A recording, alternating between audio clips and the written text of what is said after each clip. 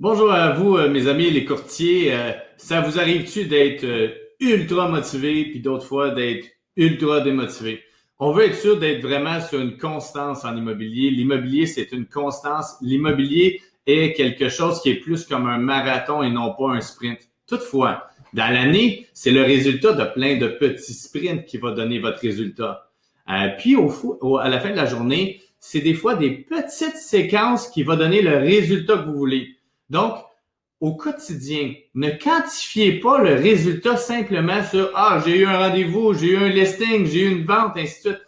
Votre bonheur ne résulte pas simplement de cet élément-là, parce que si c'est le cas, vous allez être malheureux la majorité de l'année. Mais si on se base, par exemple, sur les choses qui sont concrètes, les choses qui sont sérieuses, on peut voir que la pyramide de Maslow, dans le fond, qui est la pyramide des besoins, il y a la pyramide de ce qu'on devrait regarder en immobilier également. C'est-à-dire que le matin, quand vous vous levez, le plus important, c'est de vivre votre journée avec passion, vivre votre journée avec enthousiasme, avec énergie et d'avoir l'intention d'aider réellement quelqu'un à acheter ou vendre une propriété. Que vous réussissiez ou non, si vous aviez la bonne énergie, à mon avis, vous avez déjà surpassé la majorité des autres courtiers. Ensuite, l'étape 2. Est-ce que vous avez été en action? Avez-vous été en action sur ce qui génère des revenus? Avez-vous fait des actions qui génèrent des revenus? Ce que je veux dire, c'est avez-vous fait des appels soit de prospection ou de suivi? Avez-vous envoyé des textos peut-être de suivi? Avez-vous envoyé des courriels spécialisés, peut-être des vidéos, peut-être d'autres informations?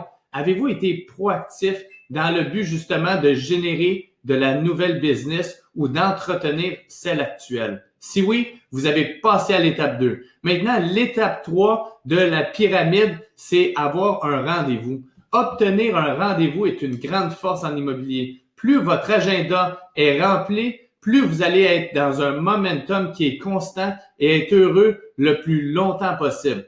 Commencer la semaine avec rien à faire dans ma semaine, c'est tough sur le moral. Commencer ma semaine avec 5 rendez-vous devant moi, c'est motivant, c'est excitant, ça va être une superbe semaine. Wow, ça va être excitant.